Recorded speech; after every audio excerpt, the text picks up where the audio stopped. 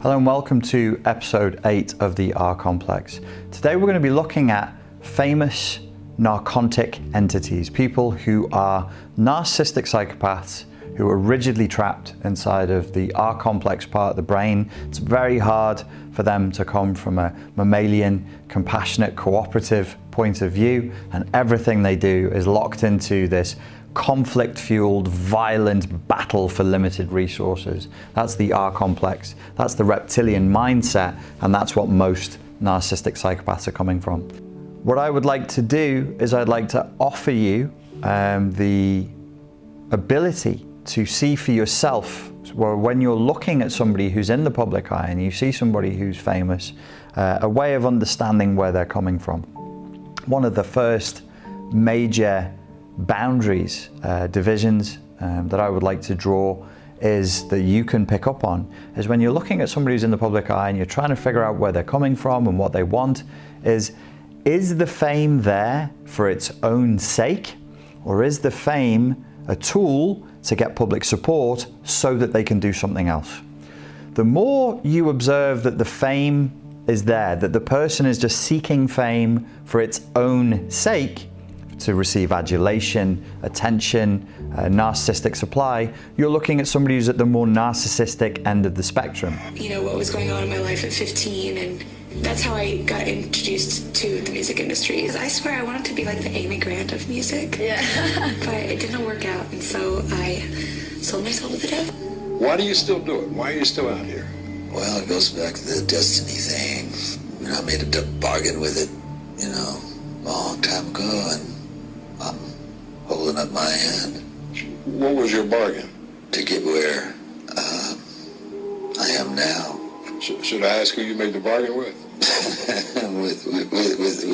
with the chief commander. On this earth? And this earth, and then in a world we can't see. They're less dangerous. They're still dangerous. They're still a problem, but they're less dangerous. When somebody is at the other end of the spectrum and they're not really interested in fame, the fame is incidental, but they're using the fame to generate a platform, generate public support so that they can engage in some other behavior, you're looking at somebody who's at the more psychopathic end of the spectrum, and they're the dangerous ones. Psychopathy is more goal-orientated. Narcissism, pure narcissism, is really an issue of vanity. That's why it's called narcissism. It's about Narcissus, the Greek boy from, he was from the county that Sparta was in, ancient Sparta was in, who was so beautiful, he fell in love with his own reflection. And because he was cruel to the women who wanted to pursue him and was so cruel to them that they killed themselves, he invoked the wrath of a goddess, a manifestation of Aphrodite, who punished him by causing him to fall in love with his own reflection, to burst into flames and turn into a flower.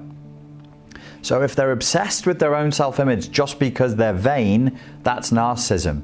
If the fame is incidental and the fame is there so that they can do something else, that's psychopathic. These are the people you want to watch out for. These are the people you want to be very, very careful of.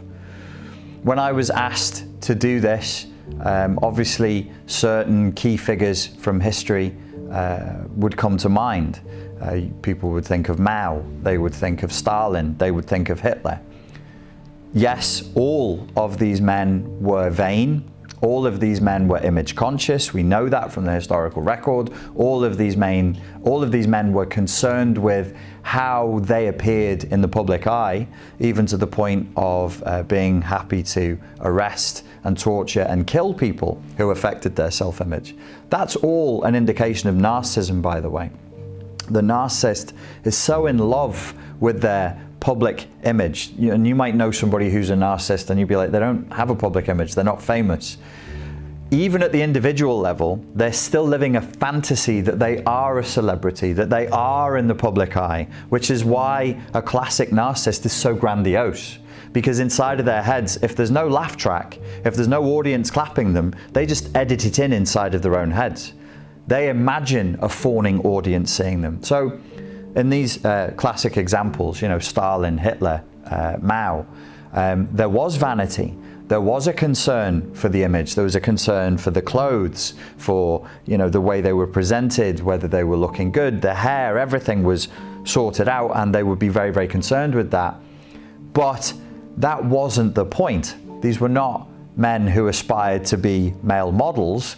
They only were interested in looking like the kind of people that a population could follow.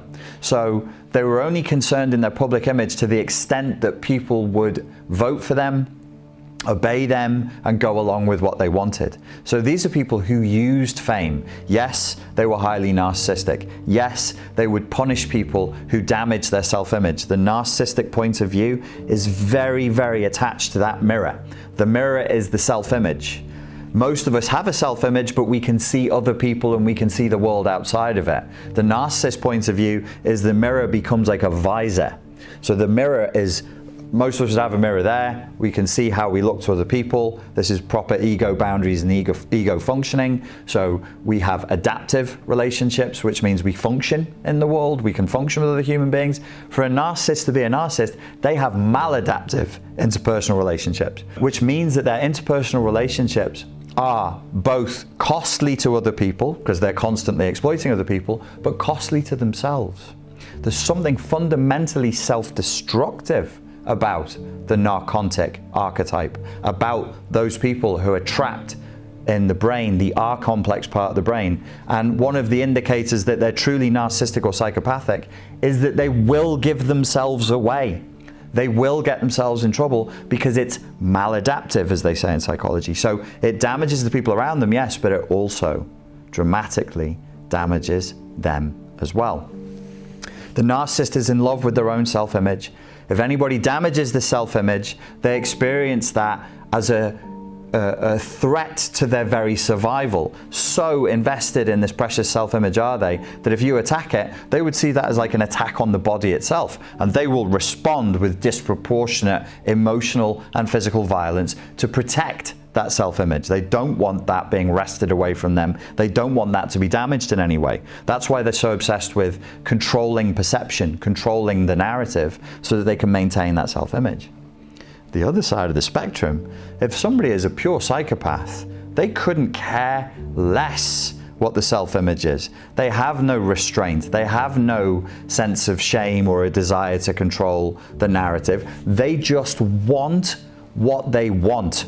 So to that extent, you could say the psychopath is even more reptilian than the narcissist, if we're going to draw that division, because the narcissist has more of a frontal lobe, higher brain functioning process built in to the personality disorder, which is they realize that they need people. The pure psychopath not only doesn't believe that he or she needs people, they authentically don't need people. There are different types of psychopath, but the true psychopath needs no one. They need no validation.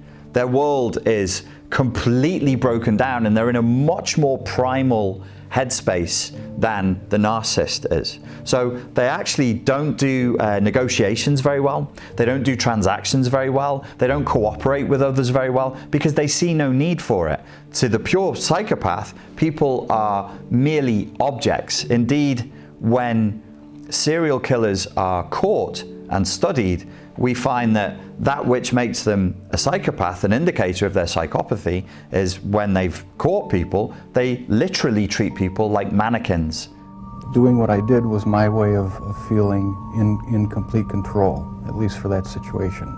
Creating my own little world where I had the final say, where I could completely control a person that I found physically attractive, and keep them with me as long as possible, even if it meant just keeping a part of them. Like dolls, like things to be dressed up, to be laid out. They take trophies from people because to them, a person is a thing. To the narcissist, a person is always potentially useful as an audience member who might offer me supply. So to that extent, the psychopath is more dangerous than the narcissist. Now, in the case of people like Stalin and Hitler and Mao, what made them dangerous was not their narcissism, but their psychopathy. There was no moral boundary for any of these men in order to get done what it was they wanted to do. They were goal orientated. They lacked impulse control. They lacked the ability to delay gratification. Yes, all of these things are true, but they were very savagely goal orientated. And people sort of glamorize narcissists and psychopaths, and they want to study the mind of a psychopath. His manner has changed. He no longer talks and jokes with photographers on his way to court. He is more serious. His beard has grown, and he goes to court in bare feet. The girls on trial with him are still playful, even though they know that they will probably walk this hallway for at least another 8 weeks. The recent trend was for people wanting to study the mind of Ted Bundy. And it irritated me because I'm like, there's nothing there. There's nothing to study. There's not a beautiful mansion, a palace of a mind there to be explored and deconstructed. Really, the narcissist as a building, as a house, is a bombed out house. It's old, it's haunted, it's got no windows, it's cracked, it's run into disrepair. The psychopath, if we use the analogy of a house to the mind, is not even a house, it's a bomb crater. It's just a gaping hole where a house used to be, could have been, but probably the wounding has come at a different time in their development. The wounding for a psychopath was probably much younger, or significantly younger, I should say, and significantly severe that the house was bombed out, so they're pure psychopathy. And in the narcissist, it was probably a little bit older, and it was more transactional, so the abuse would have been not just one way, pure physical, aggressive, or psychological abuse. For the narcissistic personality to form, they need to be spoiled, entitled, and abused, and then they become narcissistic. They become addicted to the transaction of, I do this, I show you how powerful I am, you applaud me, I get my supply and I feel better. To the psychopaths, they just want submission. Many other victims weren't so lucky. Bundy admitted to killing at least 30 women, abducting, raping, and strangling them. He also revisited his crimes by going back to view the corpses he left behind, or bringing them home and continuing to assault them, sometimes sexually. It would probably be correct to say that Stalin, Mao, Hitler, yes, narcissistic psychopaths, but if we had a spectrum, because of the things that they did, they're probably at the more psychopathic end of the spectrum. A final point on that before I move on is, look at the criminality of the person. Look at the boundaries they break legally and morally. The narcissist will push a boundary. The narcissist will tease a crime. The narcissist will suggest that they're going to do this, that, and the other, but they don't. Their attacks are usually verbal. They're usually to your image. They stay in the realm of slander. They stay in the realm of libel. Theirs is the smear campaign. Theirs is the flying monkey. The flying monkey is they send somebody to attack you. It's a reference back to the Wicked Witch of the West or East? West, the green-faced witch, when she sends the flying monkeys to go and attack Dorothy and her friends, and she says, "Fly, fly, my pretties." Take your army to the haunted forest and bring me that girl and her dog. Do what you like with the others, but I want her alive and unharmed. They'll give you no trouble, I promise you that. I've sent a little insect on ahead to take the fight out of them. Take special care of those ruby slippers. I want those most of all. Now fly! Fly! That's the realm of the narcissist. The psychopath has no impulse control to deal with that round the houses, fawning, transactional manipulation. They'll just pick up a rock and bash the person's head in to take the jewelry that they want, or to take the sex that they want, or to take the power that they want. So where do we see these men crossing moral and legal boundaries, bashing people's heads in figuratively and perhaps literally to get the things that they want? Well, all of them did that. So look to criminality as well. If somebody's flirted with criminality, we could say the famous person you're studying is more at the narcissistic end of the spectrum. If they've gone over the line, then they're at the psychopathic end of the spectrum. If they've gone over the line and gotten caught, then you are talking about somebody who may be vectoring in for pure psychopathy. I'd like to share with you something that is not published research. It's a personal hypothesis. But if I share it with you and you take your own time to study it, to think about it and see what you think, you would probably, if it's borne out to be true, you would have an advantage over fully qualified psychotherapists and psychiatrists. And that is the suggestion that perhaps with all of these things, what it is we're talking about isn't really a static, formed personality disorder as such. It's more a way of getting things done.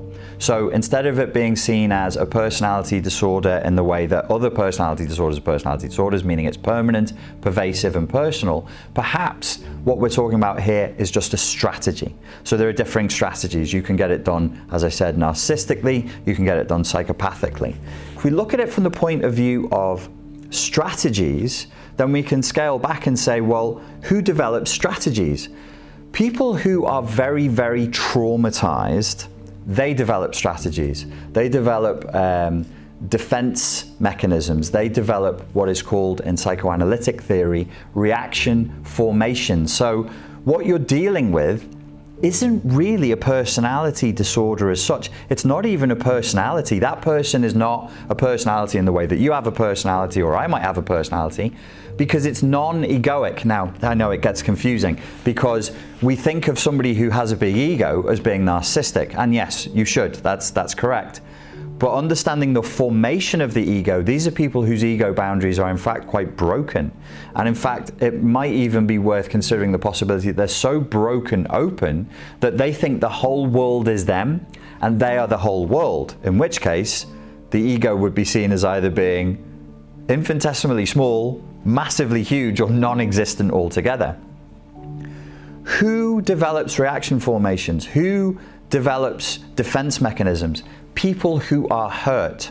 So if we consider narcissistic, psychopathic types and people who are locked into the reptilian complex centers of the brain in order to function in the world, and we see them as traumatized, we see them as people who are actually dealing with hardcore PTSD, but it probably came from childhood, it probably came from conditioning throughout childhood into adolescence through all of their formative years. And instead of developing a personality and an ego, all they have is a series of robotic, animalistic, reptilian defense mechanisms and reaction formations.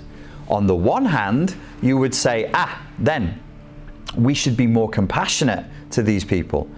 I wouldn't argue the toss on that one. I think you need to look philosophically about what compassion means, and compassion is also saying no to people.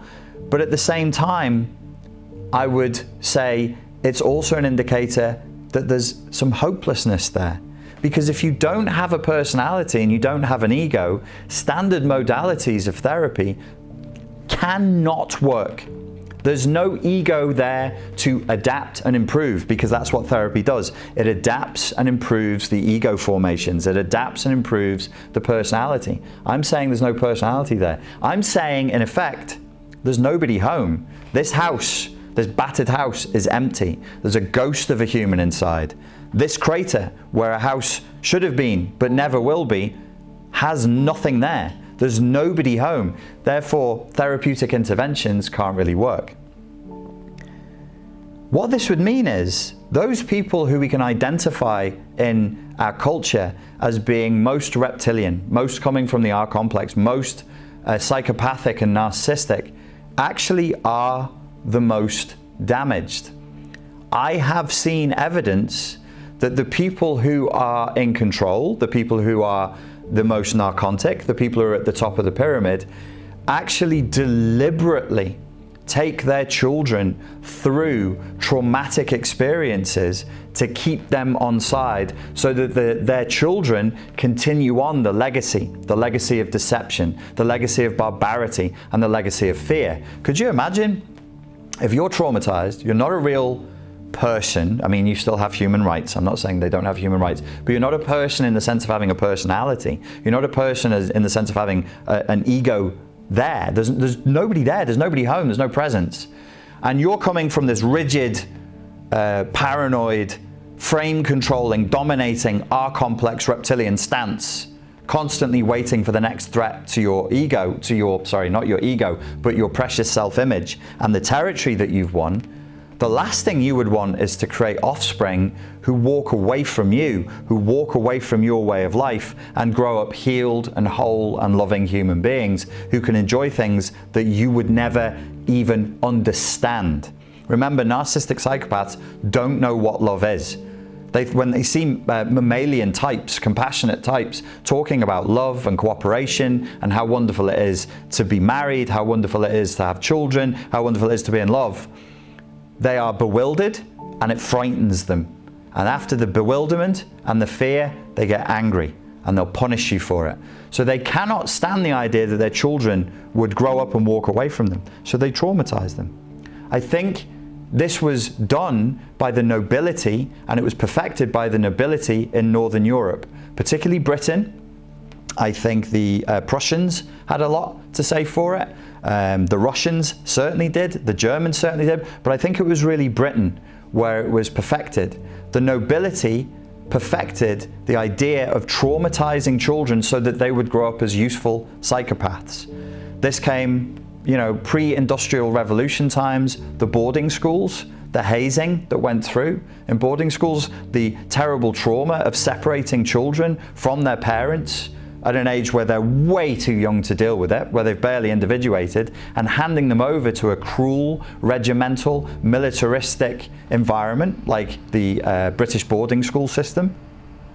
Indeed, the term infantry relates to an unfortunate historic fact, which is that your infantry are those to be treated like infants. It was always the youngest. Africa didn't invent the concept of child soldiers. Britain did. It's Britain that invented child soldiers. It's Britain that figured out, if we take children at an age where they're still developmentally stuck in ego, pure selfishness, which is natural and healthy, and they're still coming from the R complex, and there's literal parts of your brain that don't develop till you're 18, 19 to 21 years old, that deal with consequence, that deal with compassion. They're not actually formed yet. And if I can get you and traumatize you and trauma bond you and turn you into a vicious, bloodthirsty little sadist, I have you for life. I have a useful soldier for life. That's what being an infant in the infantry is. Infantilize, torture, traumatize, trauma bond, and make them one of us.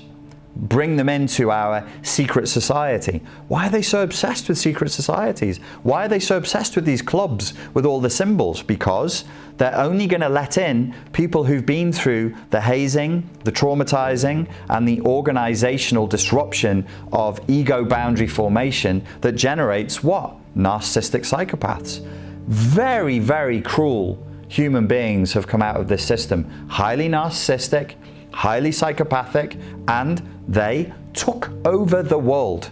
The British Empire did a great job of taking over the world. Obviously, the Ottomans, the Romans, everybody else had a go of it at some, well, not everybody else, but many people had a go of it at some point. But I would argue the British Empire perfected it. They took it to another level. Technologically, systematically, it was taken to another level because of the point of history where the British Empire peaked. So I actually think that we can see in the history of famous people who are highly psychopathic and narcissistic, if you go back into their childhood, you'll see they're heavily, heavily traumatized, possibly deliberately by narcissistic, psychopathic parents to suit a narcissistic, psychopathic, reptilian agenda. He was born Theodore Robert Cowell in 1946 to an unwed mother and was partially raised by his grandparents. He moved around the country as a child, eventually landing in Washington state, where his mother married a man named John Bundy.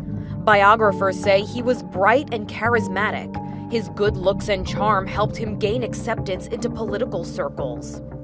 When we're talking about the kind of abuse that goes on in secret societies, whether it be called Luciferian, Baphomet worship, satanic, or whatever it is, ritual is important. Well, because people coming from the R complex are stiff, they're non-creative, they're non-compassionate, and there is an obsessive compulsive element to everybody who's coming very much from the R complex part of the brain. That if you're coming from the reptilian part of the brain, there's a lack of compassion and an obsession with ritual, repetition, and a very low level of empathy, a very low level of creativity.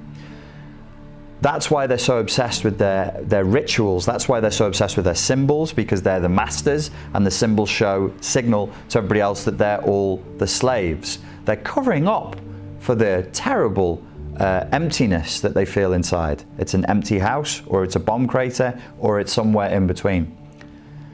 The obsession with repeating that becomes non-conscious. You would only have to do it consciously for one generation, and then it would be continued quite unconsciously. In psychotherapy, this is called a repetition complex. If you've been repeatedly and systematically traumatized, particularly in your formative years, a ritualistic compulsion to continue the evil ritual, to continue the torture. If you were tortured, you will torture. If you were hurt, you will hurt. If you were imprisoned, raped, enslaved, you will imprison, you will rape, you will enslave. It's a very, very unfortunate element of a trauma bonding process, because it turns the abused into the abuser, and so the monster lives on, in a sense. We could be talking archetypally, we could be talking in a Jungian sort of a way, or we could be talking perhaps spiritually. Perhaps there is authentically a demonic, reptilian, evil, corrupted mindset that goes on generation to generation, but it requires trauma to snuff out the light of humanity first. Perhaps then there's some hope here. Perhaps what we could look to do, take a very, very long time and a lot of pushback, is to find that light, that spark in people, and try and protect it. Try and protect future generations of children from being traumatized in this way, from being broken open, so that this metaphorical or perhaps spiritual evil entity is allowed to possess that space.